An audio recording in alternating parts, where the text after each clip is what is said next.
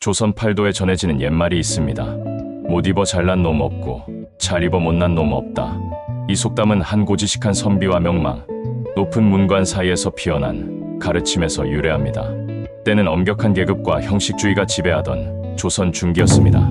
선비의 이름은 진해, 그는 세상의 진정한 의미를 찾아 떠도는 학자였습니다. 그의 겉옷은 누더기는 아니었으나 오랜 여행으로 낡고 해진 무명옷이었습니다. 그는 당대 최고의 서예가인 형섭 대감의 지혜를 구하고자 대문 앞에 섰습니다. 대문이 열리고 명망 높은 문관 형섭이 마당으로 나섰습니다. 그는 화려한 비단 두루마기와 갓을 갖춰 입고 있었습니다. 형섭은 진이를 보자마자 그의 남루한 옷차림에 실망했습니다. 별 볼 일 없는 거지 학자이겠지. 형섭은 예를 갖추는 대신 먼 길 오셨소만 나는 바쁘니 다음에 들르시오. 라며 매몰차게 돌아섰습니다. 진이는 아무 말 없이 물러섰지만 문득 대문에 걸린 부통을 보더니 묵을 갈아 작은 쪽지에 시한 구절을 적어 붙였습니다. 쪽지의 내용은 이러했습니다. 산의 높이는 옷으로 재는 것이 아니며 물의 깊이는 돌의 색깔로 알 수 없나니. 다음 날 아침 형섭은 쪽지를 발견하고 읽었습니다.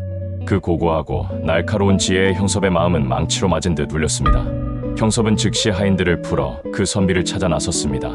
그는 진정당대 최고의 인물을 문전에서 쫓아낸 자신의 어리석음을 후회했습니다. 그러나 진이는 이미 바람처럼 사라진 후였습니다. 며칠 후 속죄하는 마음으로 형섭은 최고의 비단 도포를 입고 한양의 큰 장터로 나섰습니다. 혹시 진이를 만나게 된다면 정중히 사과하고 싶었습니다. 그때 장터 한복판에서 사람들이 웅성거리는 곳을 보았습니다. 그 웅성거림의 중심에는 진이가 있었습니다. 그런데 놀랍게도 진이는 이제 형섭의 옷보다 더 훌륭하고 광채 나는 비단옷을 입고 있었습니다. 그의 주변에는 명문가의 자제들이 그에게 가르침을 청하고 있었습니다. 형섭은 숨을 멈추고 다가갔습니다. 선비님, 지난번 저의 무례함을 용서하십시오. 진이는 미소 지으며 답했습니다. 대감님, 어제는 누추한 옷을 보고 저를 멀리하셨습니다. 오늘은 좋은 옷을 보고 저에게 다가오셨습니다. 하지만 대감님, 옷은 바뀌어도 이 몸의 진이는 변하지 않습니다. 진이는 자리에서 일어나 형섭에게 속삭였습니다. 옷이 사람을 만드는 것이 아니라 사람이 옷을 입는 것입니다.